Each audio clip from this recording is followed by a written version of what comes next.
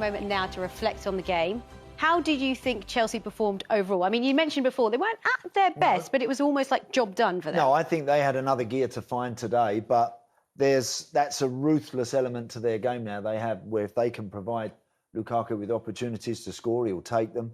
They don't have to be dominant in games. I think now they want to manage games, control games. They're not always going to be at their fizzing, sparkling very best, but they seem to have that ruthless element to them now where they can get in front and they're very difficult to deny. And actually, you look at their squad. I mean, Tuchel made 6 changes today, didn't he? Mm-hmm. So he's got players to work with and he seems to be bringing the best out of them as well. It's a powerful squad. It certainly is. I mean, there's a lot of players as well that were on the fringe of playing last season. I'm talking particularly in the defence that he's brought in, and all of a sudden they look world beaters.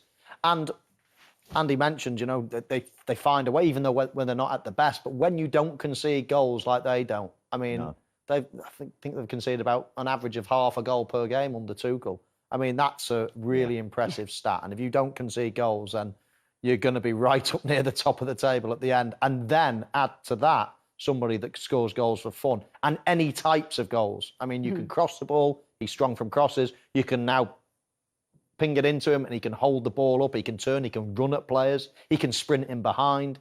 He can virtually score any type of goal. And when you've got someone like that in your team, then they're match winners. Well, Michael, talk us through his first goal. How good was this? It was a brilliant goal from start to finish. Kovacic in the middle here, picking the ball up in his own third.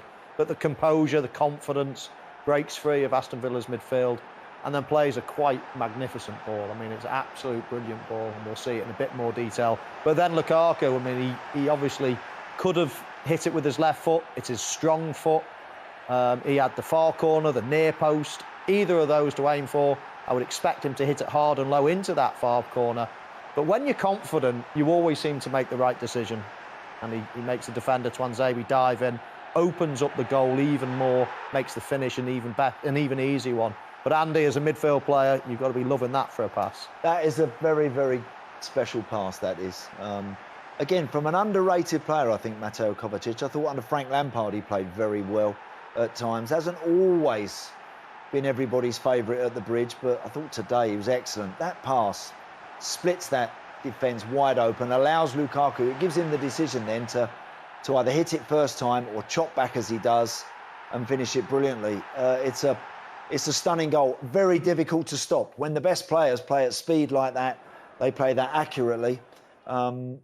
It's very, very difficult to deny, and Villa couldn't do a lot about it. They couldn't, and you were just saying Kovacic was pretty impressive, and he was the one that scored the second goal. Again, look, he's not known for getting in these forward positions.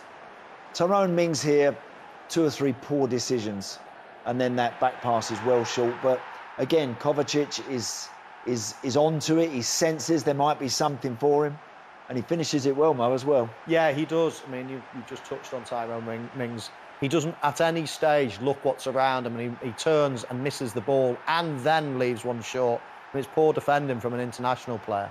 He made a couple of mistakes in that second half in particular, but Kovacic was ready to pounce, and pounce he did, and it was a beautiful finish as well. But pretty much, you know, when you score the goal so soon after half-time, that would have been a positive for Villa. Believe it or not, even though you're 1-0, the atmosphere there, we're creating chances. We can get back into this game. And then after 3 minutes, 4 minutes in the second half, it's all over. He does that, Tyrone Mings. He has his concentration. It's just a lapse in concentration. You can see the sort of guy he is. He's always committed and he wants others to do well around him. He's always encouraging people to stay on it, to keep concentrating. And then he lacks that himself at times. He does. He kind of dwells in situations and really poor decision and capitalised perfectly by Kovacic. Well, Lukaku wasn't happy to leave it at 2-0, was he? He wasn't. And just following on from what Andy says, look at Tyrone Mings'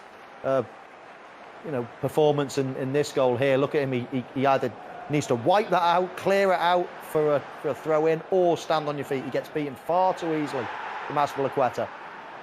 But after that, I mean, it's brilliant from Azpilicueta because he just hits the ball hard into Lukaku. Says, right, you know, I've done my job now. There's the ball, hard and fast, and now you get on with it. Do what you want to do. Beat the player, take a touch and fire it in, you know, his second touch is only average. This one with his right foot, and he's actually stuck under his foot. I can't believe he gets so much power from a ball that's almost stuck under his foot like that. Yeah, Jed Steer kind of doesn't quite get himself in a position to maybe see that a little bit better. I mean, Lukaku doesn't even look. He's just... And I think that's the kind of zone you've been there. You know, the best strikers, they kind of just have this amazing ability to, even if it is stuck under his feet a little bit, to hit the target.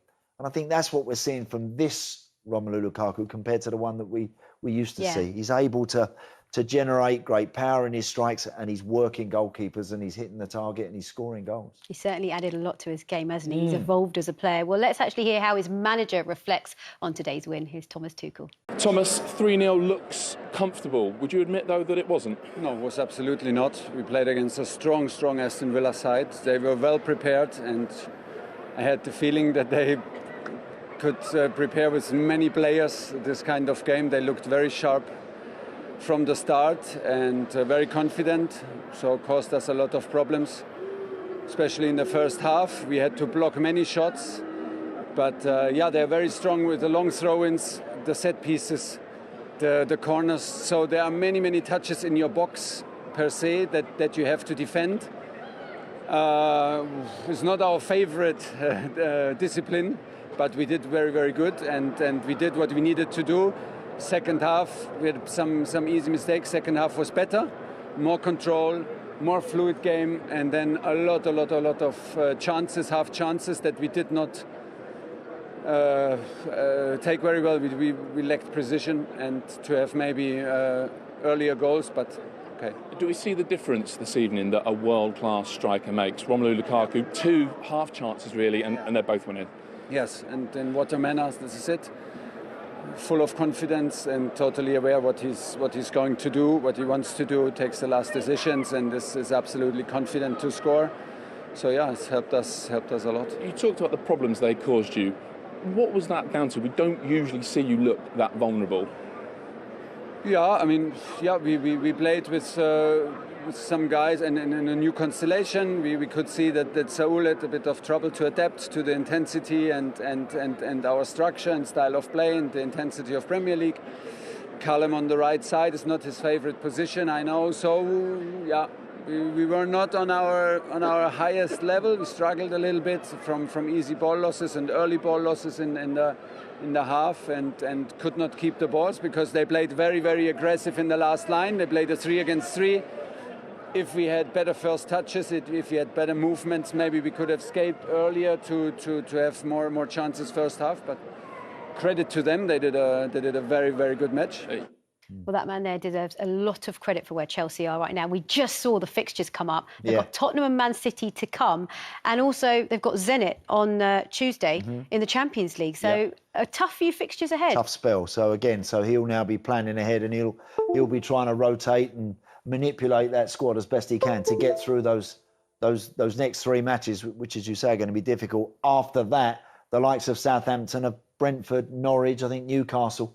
So if they get through these next few in a good mode, then you fancy they're going to be very tough to stop. And the league table suggests that as well. They are joint top of the league with Manchester United after 4 games.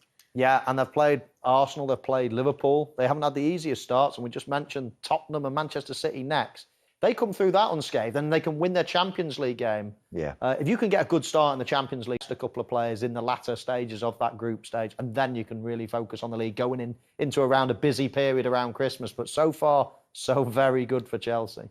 Of someone who absolutely is at the top of his tree right now. Andy, let's talk about Villa, because they've had their fair few chances, Villa have haven't they? played well, I think. I think they've been really competitive. I think they've looked dangerous. They've committed people forward. They've had good opportunities. I mean, that's a decent stop. Mendy's done well a couple of times. They've hustled and they've got around people, Mo, haven't they? Yeah, look at the bodies that Villa have got. I mean, we had 5 bodies there just in shot as we came to that chance there. 4 virtually in the box. Long throw-ins. Mings strikes this really well. This second effort from Konza was struck equally as well, then it'd be 1-1. But no, Villa have had their chances, and Chelsea will be in there at half-time thinking, right, this isn't over. We need to get a second goal before we can rest easy, because Villa are coming forward and they're looking reasonably confident. Yeah, good strike there, Jacob Ramsey. I think I think in Ramsey, Douglas Luiz, John McGinn, I think they've generally dominated the likes of Kovacic and Saul in there in the middle of the park. They've looked very strong up to now, Villa. They'll be talking right now that they can get back into this. Well, let's talk about Saul, because he's come into this team with great expectations on him, given that he's won La Liga last season with Atletico Madrid, but he hasn't had the best 45 minutes, has he? Well, Andy's just mentioned the Aston Villa players dominating, and they have, and that was right early on in the game there. John McGinn giving them a taste of what the Premier League is all about. He's taking too many touches. I mean, we all know he's a world-class player, but you just don't get that time on the ball in the Premier League. He knows what's around him. He takes a turn, but then, you know, players don't just then switch off. They jump back at you and try to win the ball back. And they nearly scored a goal from this, Aston Villa.